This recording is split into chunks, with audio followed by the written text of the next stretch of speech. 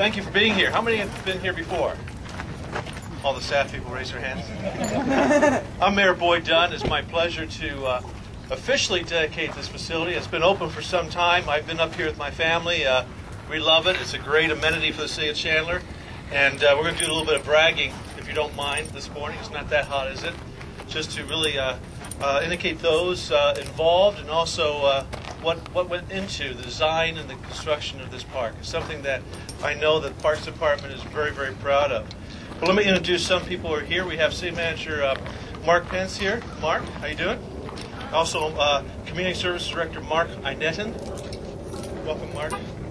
And also a couple of Parks and Recreation Board members, Joe Budago. Thank you, Joe.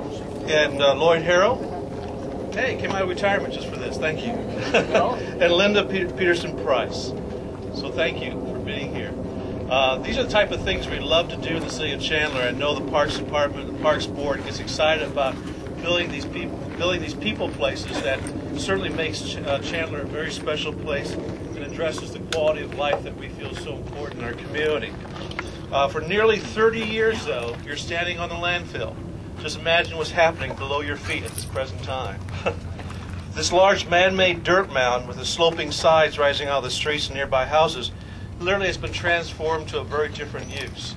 I don't think the original planners of this landfill, first of all, ever expected the city to surround the landfill, but I also think they never really envisioned what this could be once the landfill was complete.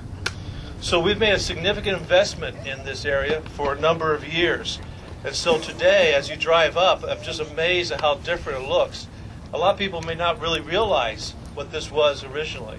When you see the landscaping on the sides and you see the various ways that it's made this whole site look very different, even with the challenges that are involved. You could not do anything that you wanted here, certainly from a landscape standpoint.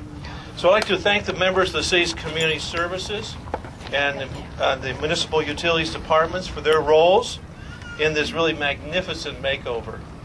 These two departments work together, and when they do, they come up with some great stuff in really transforming this area. Now, the Chandler landfill opened in 1981 and collected trash for 24 years, actually 8 more years than was anticipated, thanks to a large part with the recycling efforts of our citizens. So we got certainly more use out of this landfill and squeezed in every single inch of use before we decided to look at other uses. It's estimated the site contains 2.5 million tons of trash covering 55 acres. But before it could be used for another purpose, the landfill had to be closed to meet Federal Environmental Protection Agency standards. This included capping the landfill with 2 feet of compacted native clay totaling more than 100,000 cubic yards of material. We held several meetings after that to solicit public input on the types of amenities and the design, with the realization that there would be some EPA restrictions that we would have to meet, and certainly some possibility of future soil settling and drainage issues. These challenges actually encouraged the city. Our departments got together and felt like we're going to find a way to think outside the box, and many residents, maybe some of you, joined in that effort and really helped us design something very, very special. I think we surprised a lot of people, including the EPA, in terms of what we were able to do here as a final result. The archery range on the north side of the park is open to the public and will be maintained primarily by the local Paseo Vista Archery Club. And I think there's a what do you call it, archery competition going on right now. So it'll be a fun thing to watch. But be sure to stand on the right side of the facility. But this is a great example of a public-private partnership.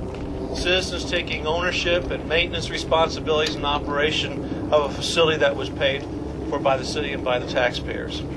And so the club offers public lessons if you wish to have them through the Chandler Recreation Division.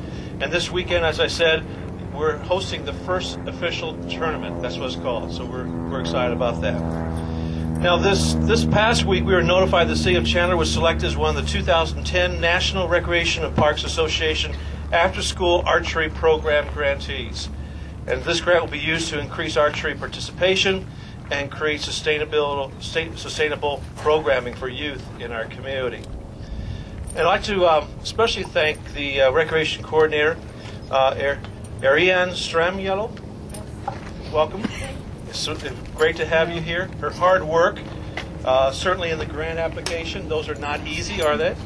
No. And we're in great competition with other communities, and we seem to come on top so many times because of the excellent work of our staff.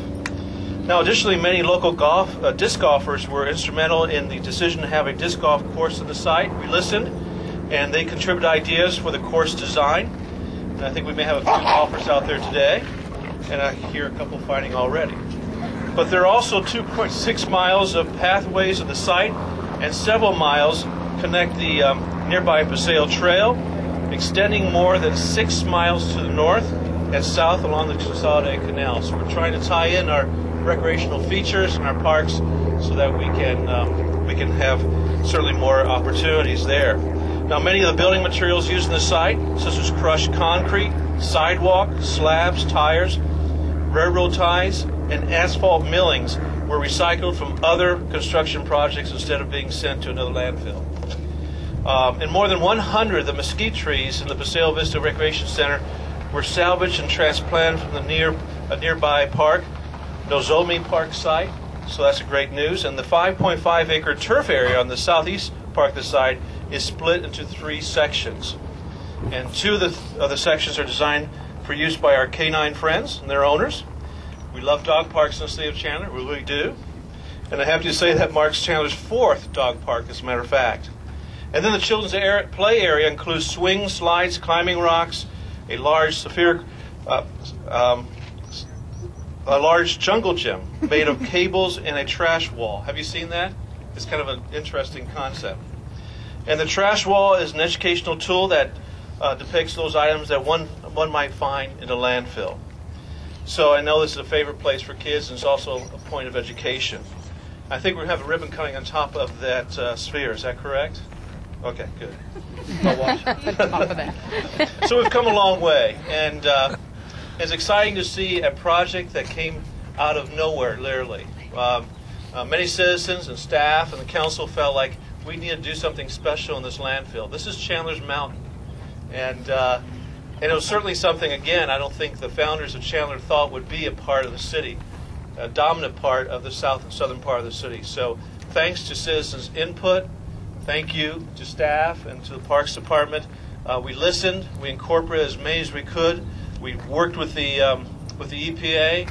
We made certain that we met the standards that need to be met at a landfill, and we came up with something I've heard from a lot of people is a very special destination and enjoyed by many. It's amazing how many people come out here.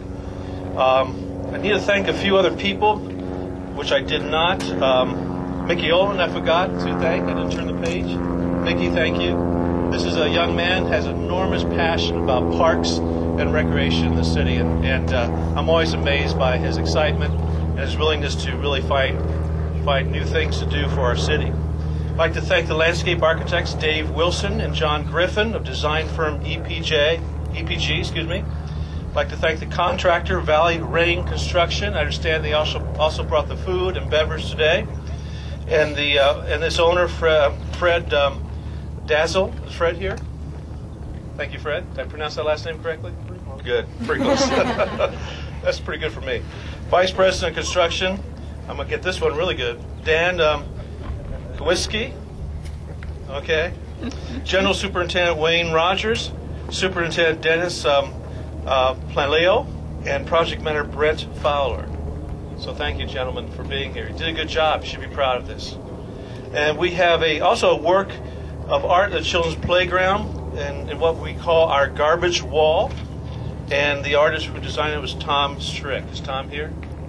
An artist of garbage. Thank you, sir. No, it looks great. It looks great. It's always great to see art that also serves a function. And you won't mind having kids climbing over it and all that good stuff. So it's an exciting day. Thank you for being here. And it is a park of multi-uses.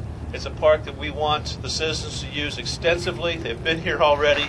We've gotten great comments, and thank you for your participation and for this vision and for this excellent execution. So we're going to have a ribbon cutting, Is that correct? Right behind us. So thank you very much, and be sure to thank the artists and the board members, and certainly Rain, the Rain Tree. Is that correct? Valley Rain. Valley Rain for their excellent work. We appreciate it very much. Thank you.